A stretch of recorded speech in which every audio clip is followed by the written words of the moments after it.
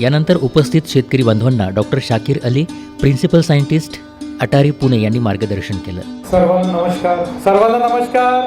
आजचे कार्यक्रमाचे अध्यक्ष माननीय नामदार ठाकरे साहेब, त्याचबरोबर आजचे कार्यक्रमाचे प्रमुख पाहुणे आणि आमचे गुरु डॉक्टर पंजाबराव देशमुख कृषी विद्यापीठचे कुलगुरू डॉक्टर शरद गडाख साहेब, त्याचबरोबर भारतीय कृषी अनुसंधान परिषद अटारी पुणेचे संचालक माननीय डॉक्टर सुब्रत कुमार रॉय साहेब, त्याचबरोबर डॉक्टर कालबांडे साहेब, दोन्ही असोसिएट डीन इथे आपल्या कॉलेजचे आहे, जिल्हा अधीक्षक कृषी अधिकारी सावरकर साहेब, त्याचबरोबर इथे मायकोचे पण अधिकारी आहे, कंपनीचे अधिकारी आहे, आणि दोन्ही अतुल भाऊ आणि ठाकरे बंधू आणि सर्व डायसवर सर्व मान्यवर, त्याचबरोबर आमचे सर्व कृषी विज्ञान केंद्राचे वरिष्ठ शास्त्रज्ञ व प्रमुख, सर्व जिल्हा परिषदचे अध्यक्ष, ग्रामपंचायत सदस्य, आमचे सरपंच, सर्व महिला सदस्य आणि विशेष म्हणजे सर्व शेतकरी बंधू आणि भगिनींनो आणि सर्व उद्योजक. आपण शेतकरी आहे का उद्योजक आहे? आपण शेतकरी उद्योजक आहे, हे डोक्यातून काढून टाका की तुम्ही शेतकरी आहे, आपण उद्योजक आहे. बरं, आजचा कार्यक्रम जो चालू आहे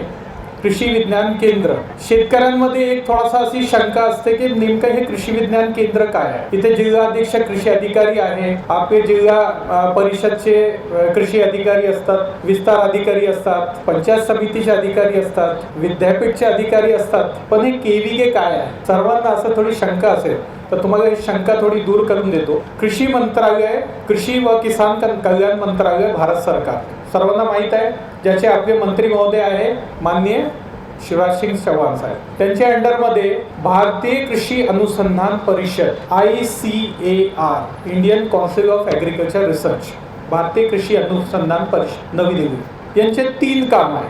पहिला काम काय आहे? शिक्षण. दुसरा काम काय आहे? संशोधन. आणि तिसरा काम काय आहे?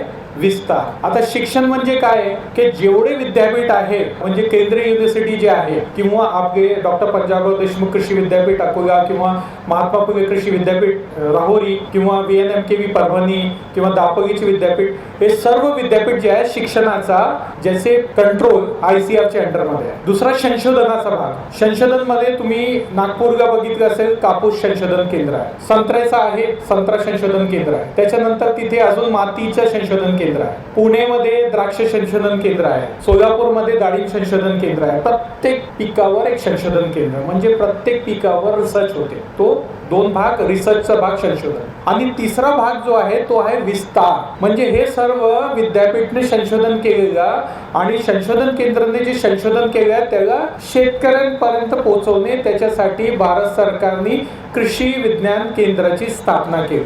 आता हे कृषी विज्ञान केंद्र कुठे कुठे आणि कसं आहे? 731 कृषी विज्ञान केंद्र आहे पूर्ण भारतामध्ये, म्हणजे करगिल पासून, काश्मीर पासून ते कन्याकुमारी, गुजरात पासून ते मणिपूर, अंदमान निकोबार, लक्षद्वीप, तुम्ही जिथे म्हणा तिथे कृषी विज्ञान केंद्र आहे. ह्या कृषी विज्ञान केंद्राचा कंट्रोल जे आहे तो कंट्रोल आपला जे आमचे DG असतात माननीय जाट साहेब आहे त्यांच्या अंडरमध्ये, आणि त्यांच्या अंडरमध्ये त्यांचे डेप्टी डायरेक्टर जनरल जे राजवीर सिंग, डॉक्टर राजवीर सिंग साहेब इथे येणार होते. त्यांनी आज दिलगिरी व्यक्त केली की जसे बाकी सर्व खासदार महोदय आज संसदचं अधिवेशन आहे त्याच्यामध्ये सगळे बिझी आहे, तर त्यांची पण असे काही काम निघाले की त्यामुळे ते येऊ शकले नाही. लिटरली आम्ही ट्रेनमध्ये बसताना त्यांची फ्लाईटची तिकीट कॅन्सल केली आणि त्यांनी मेसेज दिले आहे की माझी दिलगिरी व्यक्त करा आणि माझी शुभेच्छा सर्वांना द्या, असा त्यांचा मेसेज आहे. तर हे आमचे DDG एक्सटेन्शन आहे, त्यांच्या अंडरमध्ये आपले 11 झोन आहे. 11 झोनमध्ये प्रत्येक झोनमध्ये राज्य आहे, आणि आपला 8वा झोन आहे. 8व्या झोनमध्ये महाराष्ट्र, गुजरात आणि गोवा असे 3 राज्य, आणि 3 राज्याचे प्रमुख इथे डॉक्टर सुब्रत कुमार रॉय साहेब, मी त्यांच्या अंडरमध्ये काम करतो, रॉय साहेब बसले आहे. याच्यामध्ये महाराष्ट्रामध्ये 50 कृषी विज्ञान केंद्र, गुजरातमध्ये 30 कृषी विज्ञान केंद्र आणि गोवामध्ये 2 कृषी विज्ञान केंद्र, म्हणजे 82 कृषी विज्ञान केंद्राचं काम, त्यांची पगार, त्यांचं प्रशासकीय पूर्ण काम ते पुणेवरून आम्ही हे सर्व कृषी विज्ञान केंद्राचं काम बघतो. आता हे कृषी विज्ञान केंद्राचं काम आणि आपल्या जे महाराष्ट्र शासन कृषी विभाग आहे त्यांच्या कामामध्ये काय फरक आहे? तर महाराष्ट्र शासन कृषी विभाग जे आहे त्यांचं काम विस्ताराचं काम आहे, तुम्हाला अनुदान देण्याचं काम आहे, तुम्हाला स्किल देण्याचं काम आहे, तुम्हाला काही प्रोजेक्ट्स वगैरे देण्याचं काम आहे, हे सगळं काम त्यांचं आहे. पण कृषी विज्ञान केंद्राचं काम पैसे देण्याचं नाही आहे, पण पैसे कसं कमवायचे म्हणजे लॅब टू लँड नवीन संशोधन तुमच्या शेतापर्यंत पोहोचवणे हे कृषी विज्ञान केंद्राचं काम आहे. आता लक्षात आलं, कृषी विज्ञान केंद्र आहे तो असा कृषी विज्ञान केंद्र यवतमाळ जिल्ह्यामध्ये आपले 2 कृषी विज्ञान केंद्र आहे. एक कृषी विज्ञान केंद्र तुमचा यवतमाळचं आपल्या सिटीमध्ये आहे आणि दुसरा कृषी विज्ञान केंद्र इथे सांगलीचं आहे.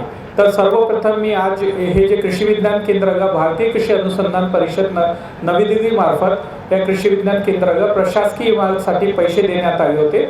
त्याचबरोबर इथे जे शेतकरी निवास आहे, शेतकरी भवन आहे, त्याच्यासाठी पैसे देण्यात आले होते. आज त्याचं उद्घाटन झालं. त्याच्यासाठी मी सर्वांना शुभेच्छा देतो. आता हे कृषी विज्ञान केंद्रामध्ये काय काय काम होते, इथे काय रिसर्च करत नाही, संशोधन करत नाही, पण ते नवीन एखादी तंत्र आलं, एखादी व्हेरायटी, जसं विद्यापीठने एखादी सोयाबीनची व्हेरायटी काढली, आंबा व्हेरायटी झाला तुमचा, बाकीचे इथे तो व्हेरायटी कृषी विज्ञान केंद्राचे क्षेत्रावर टेस्ट करणे किंवा शेतकऱ्यांच्या शेतावर जाऊन टेस्ट करणे आणि त्याचे रिझल्ट जर पॉझिटिव्ह असेल तर त्याला मोठ्या प्रमाणावर करणे, त्याला आपण म्हणतो प्रात्यक्षिक प्लॉट. आणि प्रात्यक्षिक प्लॉट मध्ये पण रिझल्ट मिळाला, त्याच्यानंतर कृषी विभागाने द्यायचं की तुम्ही जास्त प्रमाणावर हे द्या. तुम्हाला एक छोटासा उदाहरण सांगतो. कोकण कृषी विद्यापीठची एक आंबाची व्हेरायटी आली होती. ती आंबाची व्हेरायटीचं कुईचा वजन जे होता तो कुईचा वजन 6 ग्राम होता. फक्त किती ग्राम? 6 ग्राम कुईचा वजन. पण तो लॅबॉरेटरीमधून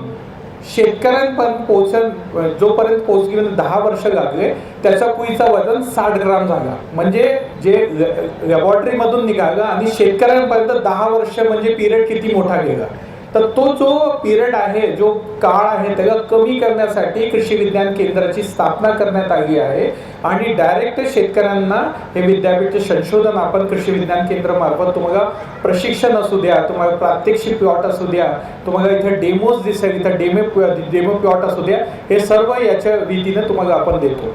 आता डॉक्टर पंजाबराव देशमुख कृषी विद्यापीठ अंतर्गत काही मॉडेल्स पण खूप छान मॉडेल शेतकऱ्यांसाठी देण्यात आले, जो की कृषी विज्ञान केंद्र माननीय गडक साहेब आपल्याला सांगतीलच की याच्यामध्ये एक खूप छान कन्सेप्ट असा झाला की एक मॉडेल विलेज म्हणजे काय की एक असा गाव, छोटासा गाव. आता काय होते की आपण काही इथे थोडासा काम करतो, ह्या गावामध्ये काम करतो, त्या गावामध्ये करतो, पण त्याचे रिझल्ट दिसत नाही. पण मॉडेल विलेजमध्ये सरांचे मार्गदर्शन अंतर्गत काय केलं, त्या गावाचे एक सर्वे केलं. ते सर्वेमध्ये शेतकऱ्यांची उत्पन्न किती आहे ते काढून घेतली. सपोज शेतकऱ्यांचे त्या गावामध्ये 1000 शेतकरी, त्यांची उत्पन्न 1 कोटी रुपये. आणि ते काय करत होते, तर तेच आपली पारंपरिक पद्धतीने काहीतरी कापूस लावायचे, काहीतरी सोयाबीन लावायचे आणि असं काहीतरी करून बाकीचं काही नव्हतं. सरांचे मार्गदर्शन अंतर्गत काय झालं की त्या गावामध्ये सर्वे नंतर यांना काय पाहिजे की यांना कापूस आहे, सोयाबीन आहे, त्याबरोबर काय देऊ शकतो, शेळी पालन द्या, कोंबडी पालन द्या, रेशीम उद्योग द्या, धंदा द्या, डेअरीचा धंदा द्या, हे द्या. असं करून 3 वर्षांनी तुम्हाला लिटरली सांगतो की इथे काही गाव आहे, त्या गावामध्ये तुम्ही जाऊ शकता की 1 कोटीचा 3 कोटी म्हणजे 3 पट उत्पादन झालेलं आहे. तर हे कशासाठी, कारण शेतकरी आपल्या विदर्भाचे शेतकरी, मी नागपूरचा आहे, आपल्या विदर्भाचे शेतकरी आणि पश्चिम महाराष्ट्र शेतकऱ्यांमध्ये मेंटॅलिटीमध्ये असं आहे की ते स्वतःला उद्योजक समजतात, आपण अजून अन्नदाता समजतो. आपण आपले ATMs वापरत नाही. तुमचे ATM काय शेतामध्ये सांगा, तुमचे ATMs काय आहे, ज्या माध्यमातून इमिजिएट तुम्हाला पैसे मिळतात ते कोणते ATM आहे? कोंबडी आहे, डेअरी आहे, शेळी पालन आहे. कोंबड्या करत नाही आपण, कोंबडी केली का अंडी होते, कोंबडी उत्पादन होते. एक कोंबडी जाऊन बाजारात विकली, 1000 रुपयाचा कोंबडा म्हणजे राशन घेऊन जाते. एक बकरी, एक बोकुड विकला, मुलाचा शिक्षणाची फीस निघून जाते. डेअरीचा असेल तर रोजचं तुमचं राशन निघते. पण आपण याच्यावर लक्ष देत नाहीये.